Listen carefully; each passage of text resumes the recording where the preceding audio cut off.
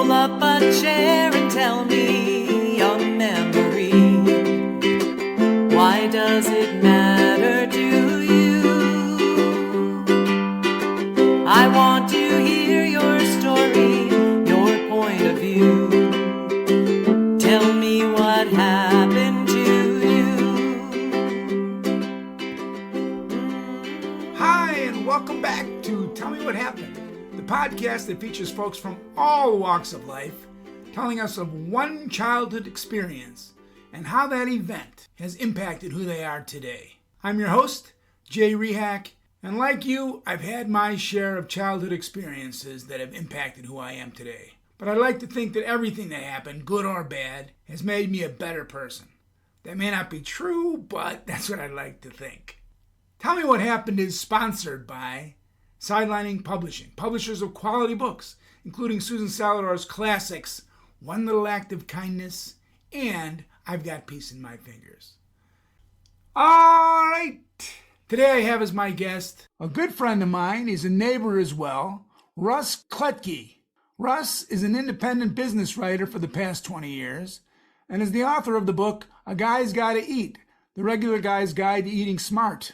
Russ is also an avid gardener, sustainability advocate, and has completed a triathlon since 1987, with his 70th lifetime race already scheduled for 2023. Welcome, Russ Klettke. Great to be here, Jay. Thank you so much for coming, Russ. I really do appreciate it. And I do know, I've known you for a number of years, and I do know you're like a great athlete. You're just a guy that I've always sort of said, I want to actually look like that guy someday, so I've been working out lately, but that's not part of the story. But I do want you to know that I didn't realize you were doing triathlons that long, but it doesn't surprise me. Yeah, it's just this hobby of mine. I never was super serious about it. I never won very much. Well, I started taking second and third places as I got older, but I had a lot of friends who were quite serious about it, and I trained with them, and it was really hard. And this was when I was in my 30s, and I kind of reached a point where I said, hey, this is hard. This is really too much work, and I really enjoy the sport. And so I curtailed it. I cut back. I wasn't so serious about it, but I kept going. And so in 2023, I'm going to run my 70th lifetime race and enjoy it, and as I do every year. That's fantastic. The next triathlon I run will be my first, but we'll see how that goes. But anyway. We live in a city where you can do this. You can do this. I mean, we have 25 miles of lakefront. You can train on the lakefront if you wish. I train up the North Shore on Sheridan Road more often, but you can swim here. We can swim in the lake, and it's a great lake. All right, I'm gonna just have to believe you on that one. So, Russ, let me ask you: are you ready to tell your story? I am. All right, Russ. After you tell me your story, I'm going to ask you just one question, and that one question is going to be: how do you think that childhood experience or event impacted who you are today? So, take it away, Russ. Okay, good. I didn't grow up in Chicago. I actually grew up in a small town in Western New York, kind of the Buffalo, Niagara Falls area. And I went to a really little school. I went to a small Lutheran school. I had only like 5, 6 classmates. It varied by year. And it was a great education. We had multiple grades per room, too, I should point out. 3rd, 4th, and 5th grade all in one room. 6th, 7th, and 8th grade, the same thing. 1st and 2nd grade in one room. Kindergarten, all by ourselves. I was in a class of 5 kids. I had 4 classmates. And that's a teacher-student ratio that is not too common. And I think I benefited from that. However, I'm here to talk about something I lost.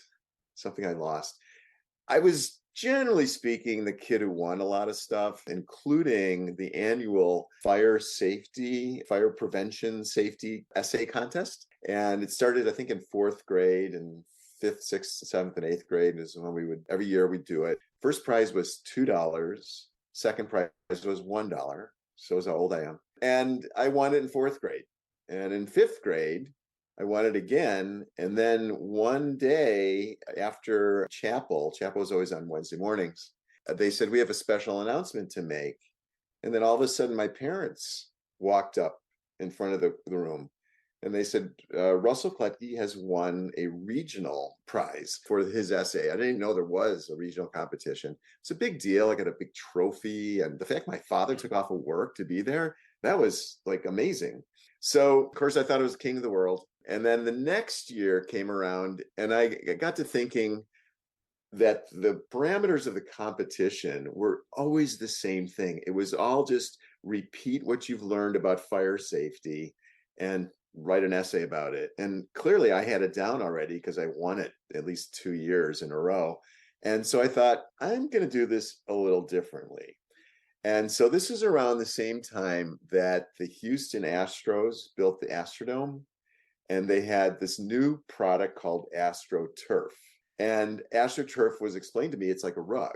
And part of the learning in this fire essay was to not run electrical wires underneath a rug in your home, in your living room. That's something that people would do sometimes. And the rug would catch on fire, you'd have an electrical fire, and then the house would burn.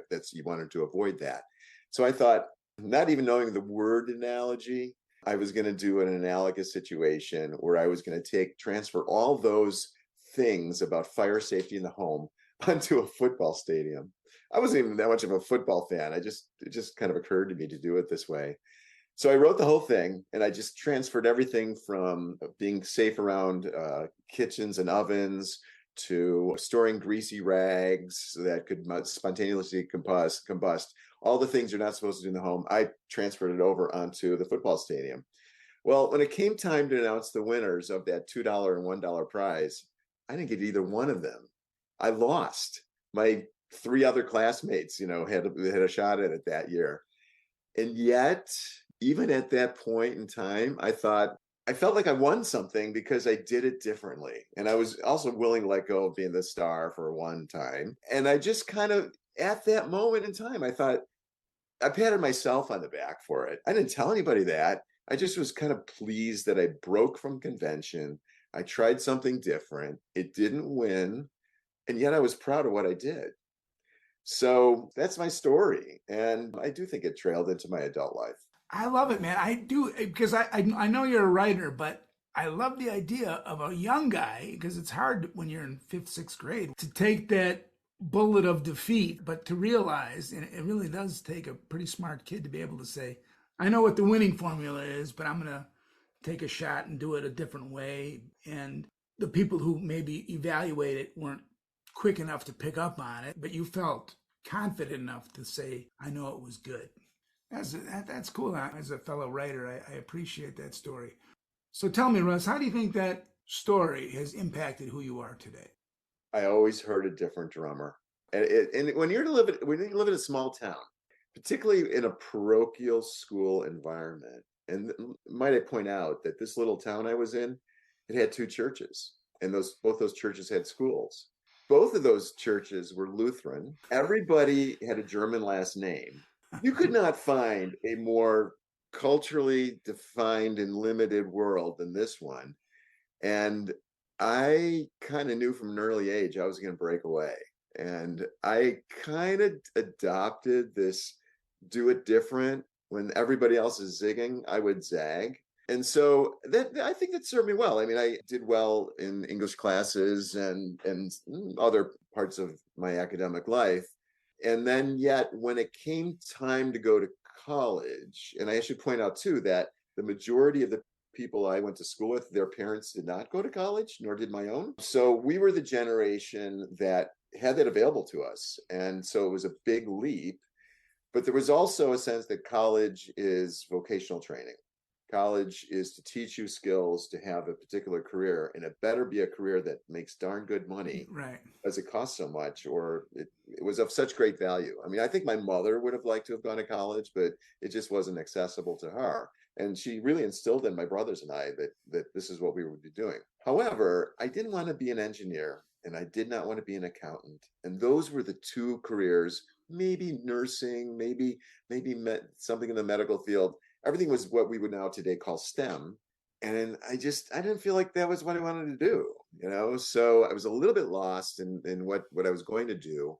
But those essay experiences, as well as pretty good feedback from high school teachers, told me that something in writing And that sounded a little bit, still sound a little airy fairy, and just like, what are you going to be, an English major for? So then I went to journalism school, and that was more practical and more career connected. But even then, I wasn't really thinking about being a journalist. So I did that though. And despite the fact that I went to an expensive school, Syracuse University, and what kind of a career can I expect to pay back all those loans with? Well, it happened, and I was willing to move to a big city, Chicago, which I totally wanted to do anyway. And I was able to find work in public relations firms and really loved it. I mean, really had a great time in the first 15 years of my career working in promotional marketing stuff with writing. And when I was in that PR firm, the last one I was at, I got asked there was this whole thing where each different account groups would invite people from outside of their account group to brainstorm sessions. You'd give an hour to another account and brainstorm. And I got invited to a lot of them. I was considered a creative, and Nice. I love being that creative guy, and I was always out of the box, so it kind of goes back to being willing to write about a football stadium when everybody else is writing about a house, so that has been kind of my signature as I've gone through my life and my career. And I'm willing to try new things and think of things differently. And you walk by my house, my gardening is a little bit weirder than everybody else's. I do all natural gardening. I've got a little bitty coach house, but I've got solar on it, and I get 100% of my electricity from it. So I'm willing to be a little different. And I hope kids growing up today realize being different isn't such a bad thing. Let me just ask you one quick follow-up question. That year that you didn't win, were your parents upset with the school or anything? Or did they come home and say, what happened? Or is it all good? No, it was kind of in keeping with, my mom was like, she would say, you don't always have to be first. Nice. And so my classmates won that year, and they were happy with that too. And in no way did I actually expected to lose. I have to tell you that. Nice. I knew when I was doing it, I was thinking, wow, I'm gonna lose this. And it was $2. I had a paper route at that point. I made $5 a week. That $2 was nothing to me. So got it. I like the story. I think it's an inspirational story because I do think, honestly, genuinely, young people have to realize that thinking outside of the box is a good way to live. It doesn't always pay off immediately, but it certainly pays off down the road where you feel pretty confident in the things that you do. And you say, I don't need the $2 validity to know what I did, validation to know what I did. Very true. It's a great, that to me is a great lesson. And I respect well, as an educator, maybe you saw similar things. Oh, absolutely.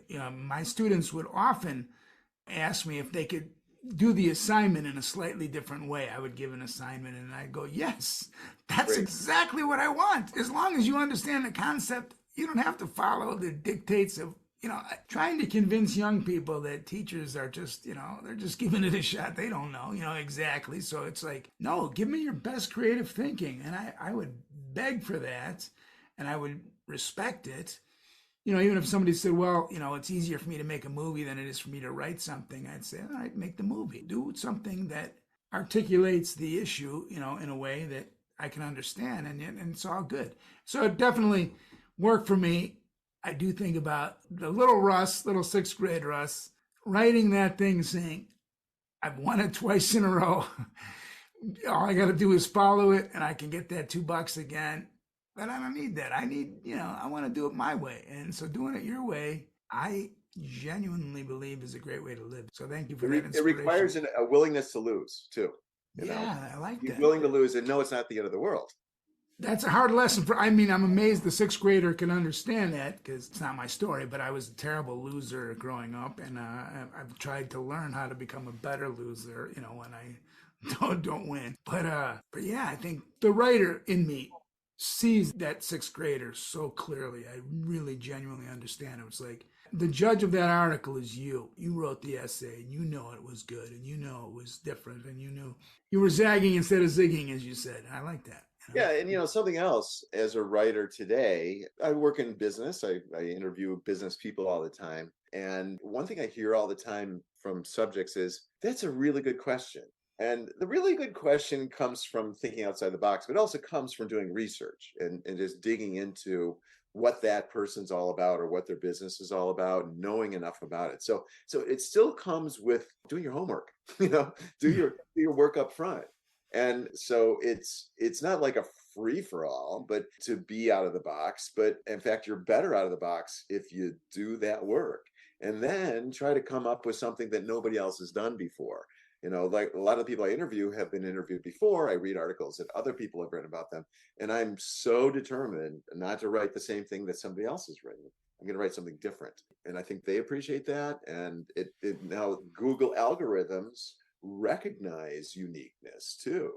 That's something else. And so in this digital age, being original has actual value. And I didn't plan that. It just kind of happened that way. But it's enabled this oldster to stay viable in the marketplace.